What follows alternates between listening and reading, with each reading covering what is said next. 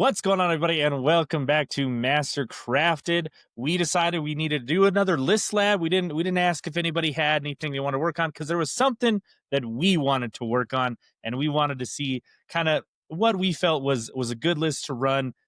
That is Blood Angels. We're talking about the new Rage Cursed Onslaught detachment that just dropped, and we decided to put together a list and kind of talk over why some of these things are in here. Phil, you're the Marine player between the two of us. What were your initial thoughts when you saw Rage Cursed Onslaught drop in this Grotmas?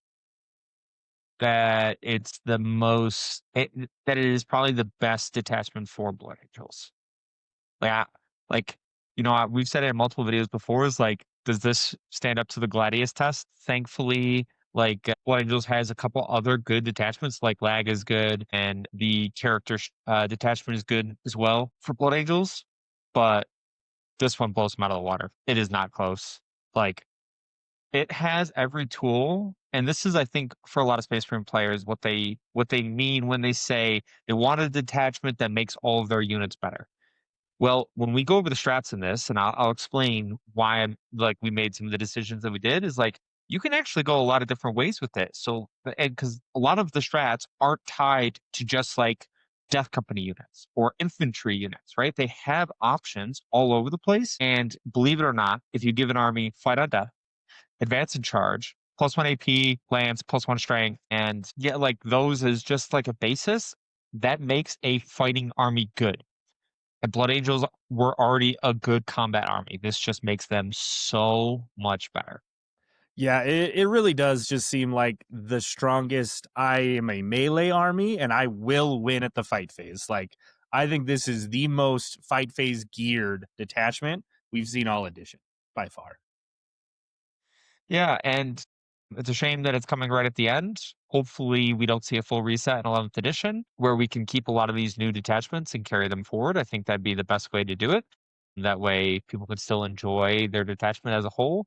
So, yeah, I'm very very pleased overall with the detachment, and I think it opens up a lot of options. And then there are some obvious choices in there as well. Yeah. Hell yeah. All right. Well, let's go ahead and dive right in and we'll start taking a look at what all this detachment has to offer and how we are going to go about, putting that to use in this list. Yep. So we have the List Forge app open. You can use this on your computer. You can use this on your phone. It updates incredibly well. It is purely run out of the kindness of the community's hearts. The individual who runs this, he puts a lot of work and time into this, so it's definitely worth it, and I find it really effective. So, Rage Cursed Onslaught, just for those who aren't aware, this detachment ability, obviously, you still have Oath. You don't have +1 to Wound Oath, but you have Oath. But right off the bat, Adeptus Astartes models, when making a melee attack, automatically reroll wound roll of 1. That is awesome. That is so good. The second ability is what takes it to the next level. Like, I think there's a lot of armies that reroll wound roll of 1 is more than what they have right now in some of their detachments. But now you give them also, this is Adeptus Astartes units, so this is dreadnoughts, this is your infantry, this is mounted, this is everything. If they made a charge, they get +1 attack. If your unit is battle shocked, you add 2 to the attack characteristics of melee weapons equipped by the model in that unit instead.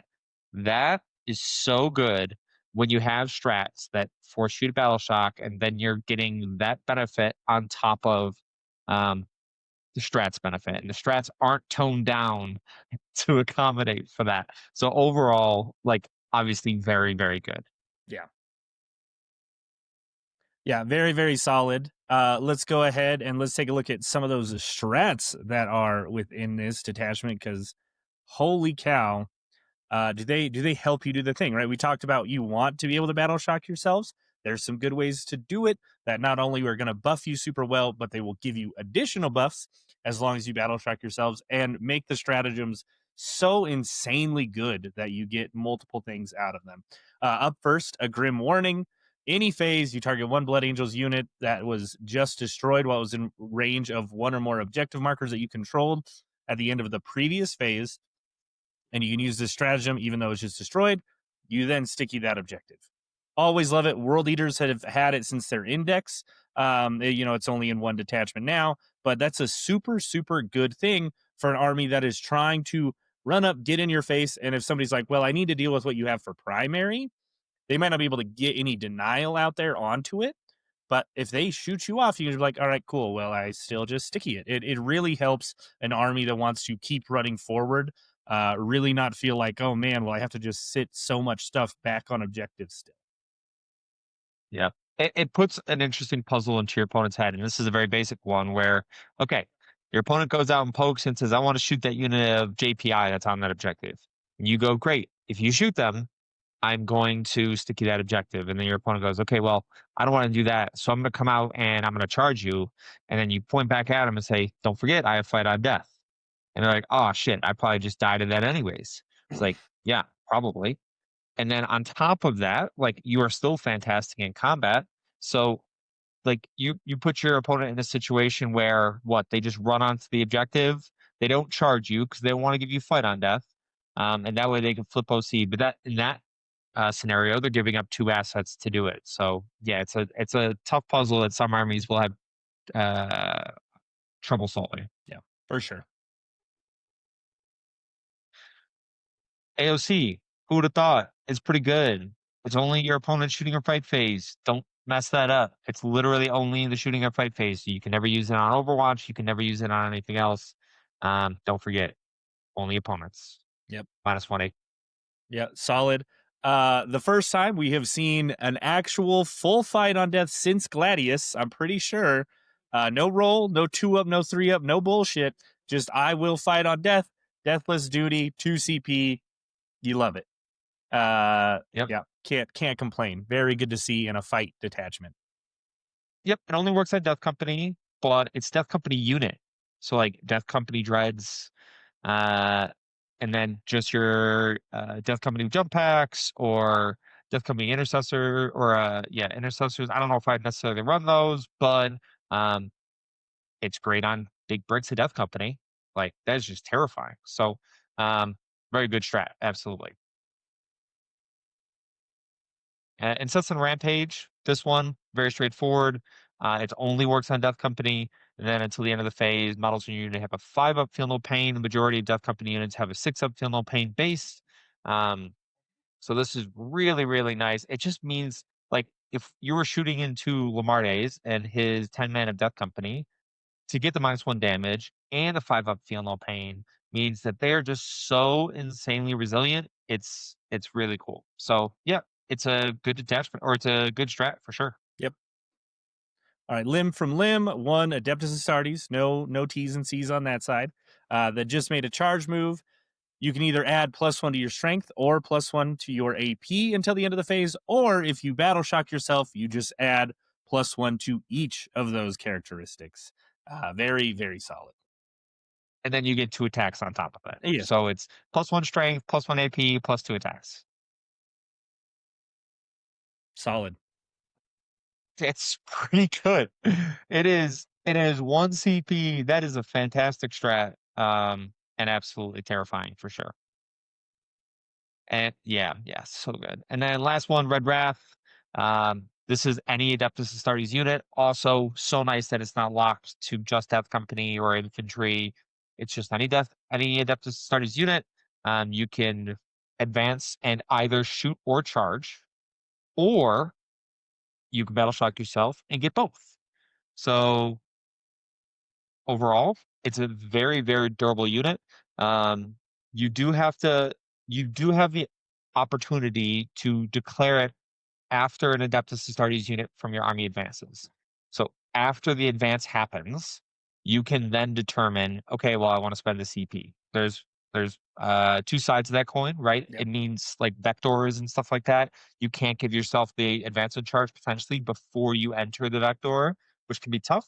But then on the other side, you can roll to see what the result is and then determine if you want to spend the CP for advancement charge. So Yeah. yeah, very, very good. Yeah, and it is nice. This one, the biggest thing it I don't know, it kind of helps you do is you sometimes are going to have turns where you need to trigger those battle shocks, right? You're going to be going in with things that need to be battle shocks. You need those extra attacks. So being able to just be like, even if you don't really need the movement, you can just go ahead, advance, trigger them. You just need the extra attacks, right? You're clearing out a unit of 20 boys, right? You don't need a ton of AP. You just need more and more attacks.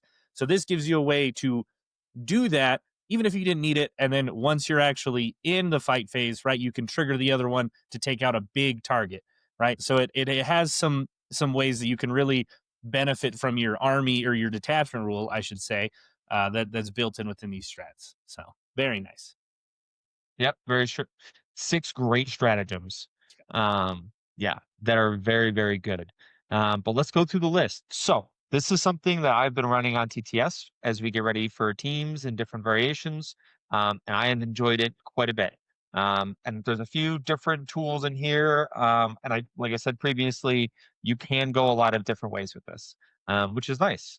I have Dante and Lamardes. I wouldn't be upset seeing the Sanguinora in here. I wouldn't be upset swapping one of these guys out, especially if I wasn't running as many Death Company. But I think it's pretty important, especially if I'm going to run a 10-man Lamardes with the -1 damage, with the 5-up feel no pain, with the lethal hits. It's just like he goes absolutely bonkers.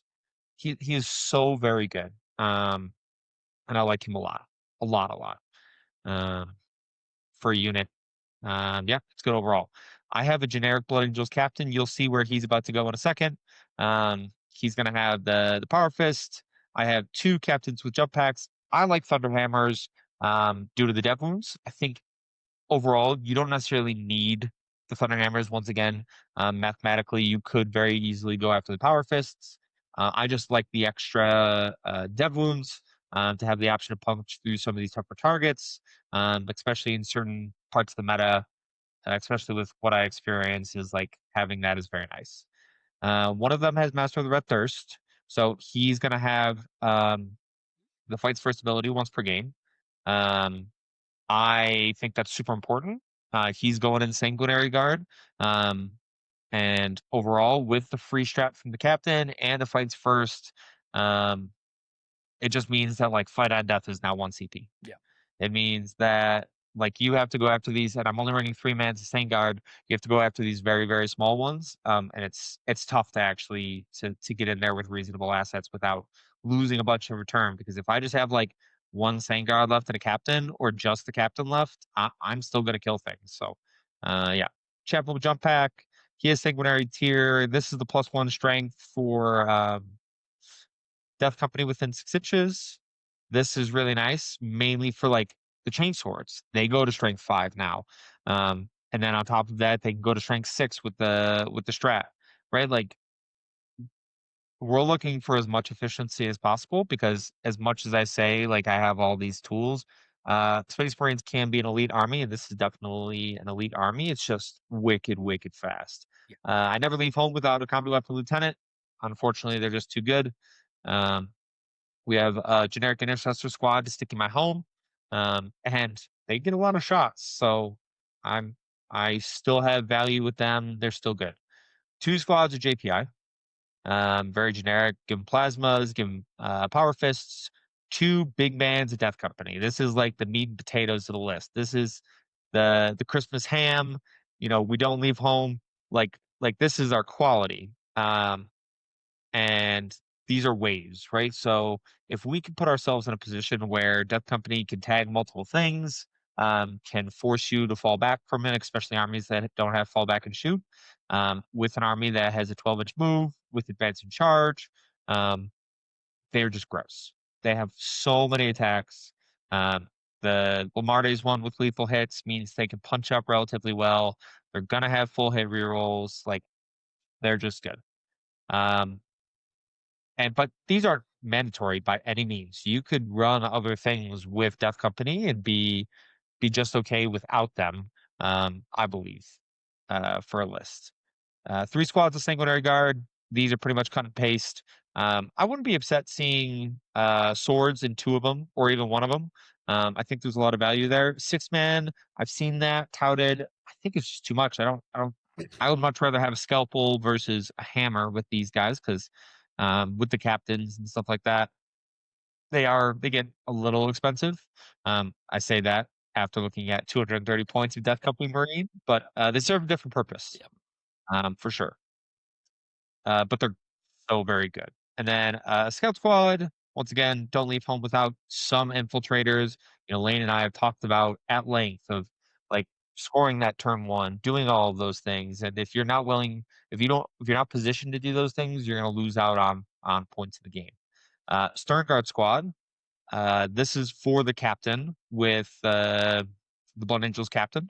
So a 5 mana Stern Guard. These are pretty common with the Oath. With full weight rerolls to wound, you supercharge him. You give him sustained hits 3 and dev wounds, and he just goes off.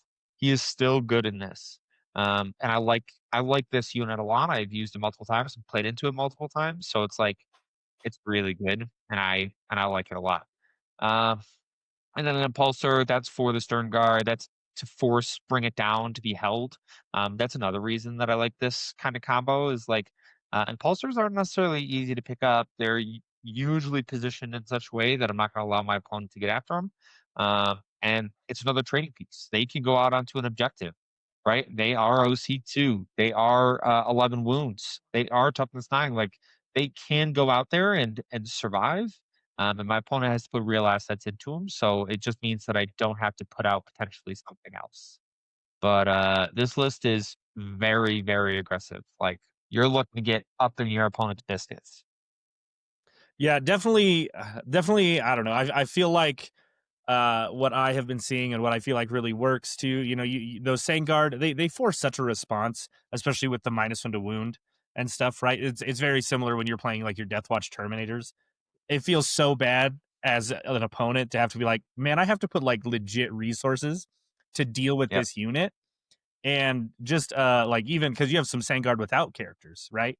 Like No, everyone's got a every character. single It's one. two, Oh, okay, okay, yeah, two okay. captains, and then Dante's in the other one. Gotcha. All right. Yeah. So, but even then, at 200 ish points with those characters in there, like it takes a commitment to kill those. And I don't know. Yes. I feel like Blood Angels with Rage Cursed.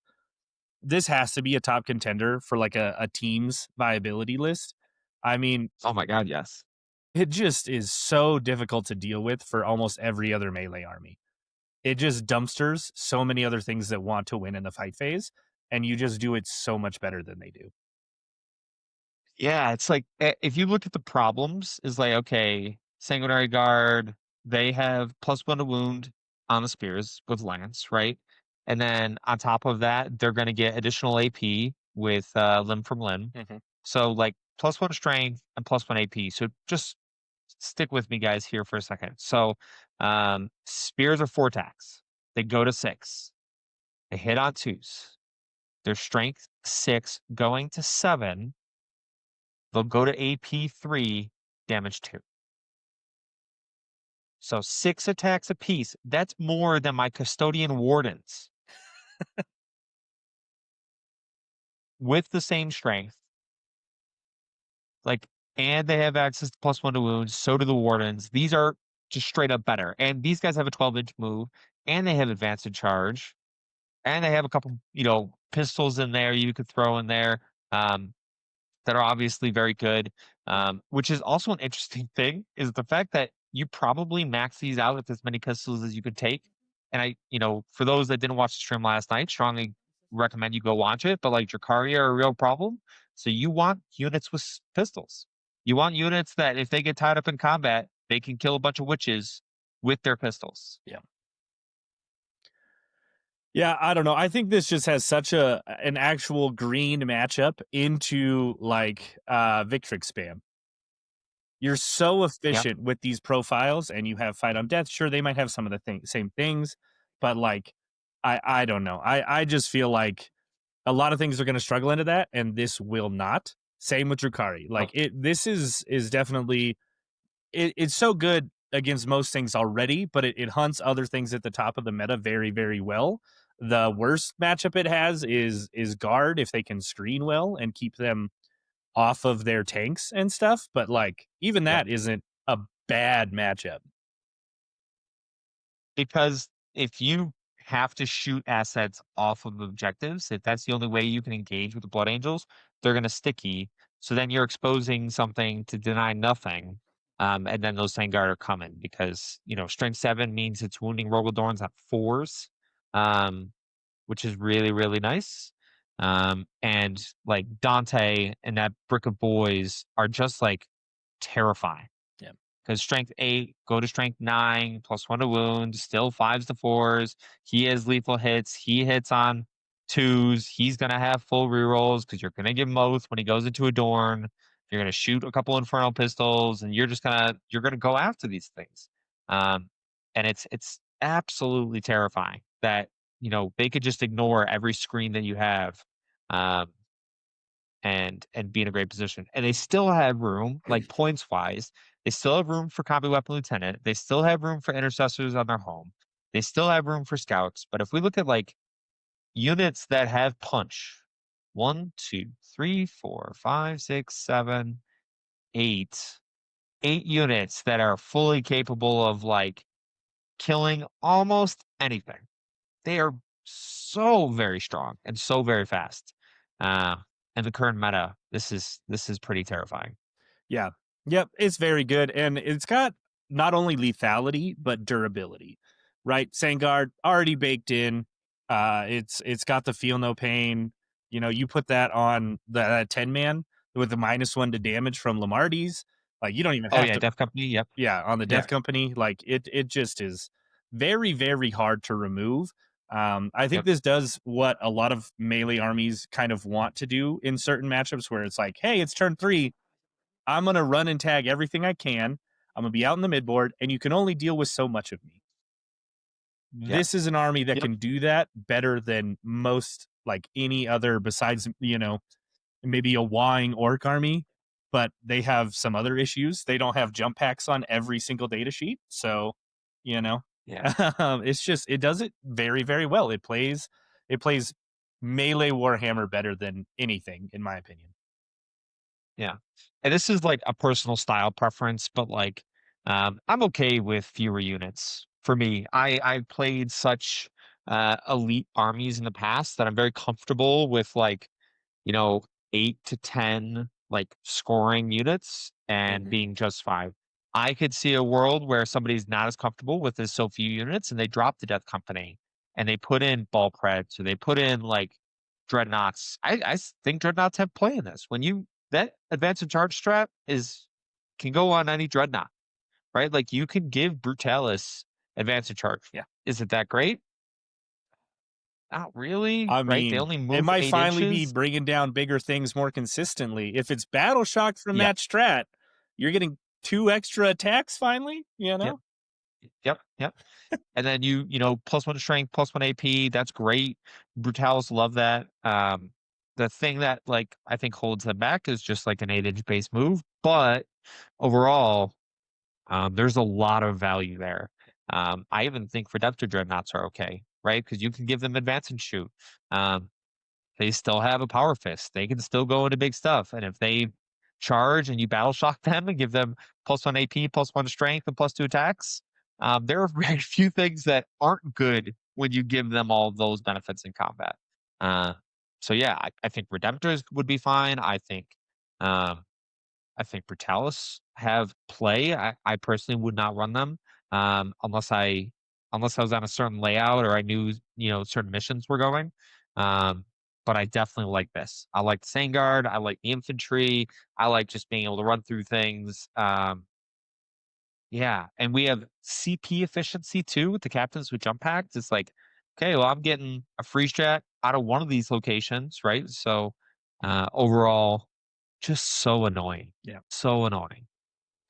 Yeah, I think it's going to be good, and I agree. There's so many variants you can play that are gonna be able to fit anybody's play style, right? Any of those tech pieces you really feel like you need, because it's just such a solid, you know, base detachment rule that your melee is just going to be hyper effective. If you feel like you need more shooting because that's your play style, you're not like losing anything by taking it.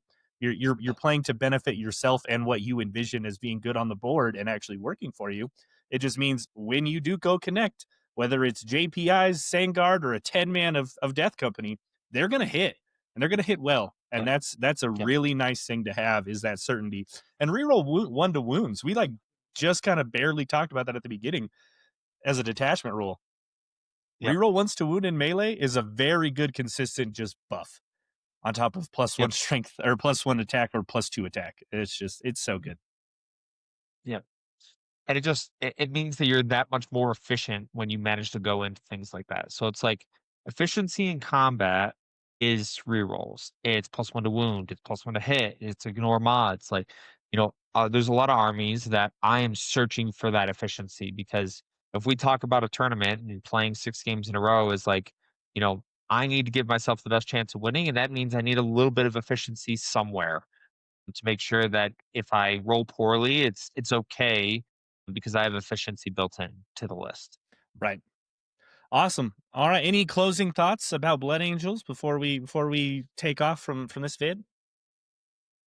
If you're going into Blood Angels, here are my two things that you need to be aware of. If your opponent's going to stick you an objective, you have to be prepared to either flip that objective or be okay with them sticking it. This list in general, I did say it has CP efficiency with the captains. There's so many good strats. If you can force your opponent to use more CP than they're comfortable with, you could be in a pretty decent position in the game. This is a relatively elite army. You have to be able to trade efficiently. If you have units that have fights first, great. Make sure make sure they're in a good position because these Blood Angels lists aren't going to have a whole bunch of shootings, which means they're going to have to fight you. Units that have fights first, units that have fight on death, units that have like minus one to wound, minus one to hit, anything that can give you some of that efficiency in combat are very good in this matchup. So you got to be prepared to do it both. If you are running Blood Angels and you see those fights first across the table and stuff like that, you should be happy because you have the mobility to ignore them. Don't get baited into thinking like you send your Death Company brick into them, the one without Lamardes. If it's with Lamardes, I'm like a lot more comfortable, but like you don't need to fight the thing that they have out there. You need to adapt your gameplay to work around that. So if it's like if they have a fights first unit on no man's land objective or on the middle objective, you're like, okay, great. I'm going after your home now. Like that's where I'm going to deny you points and deny you primary because I don't want to engage that fights first scary brick and I'm going to work my way around it. Don't bash your head against the wall because you've succumbed to the red thirst. There are other solutions to the problem and you have to be able to be adaptable to it. And thankfully you have the mobility to do it. So yeah, it's very good. Awesome. All right. Well, thank you everybody for tuning in. Hope you all have some happy holidays. This is our final recording for this week. I don't know what our actual release order is going to be, but it doesn't matter. We're going to be enjoying some family time, doing some packing and all kinds of other shit. So we'll be back to record next week. And in the meantime, do not forget that victory isn't given, is forged, and is forged right here on Mastercrafted. We'll see y'all next time. See you guys.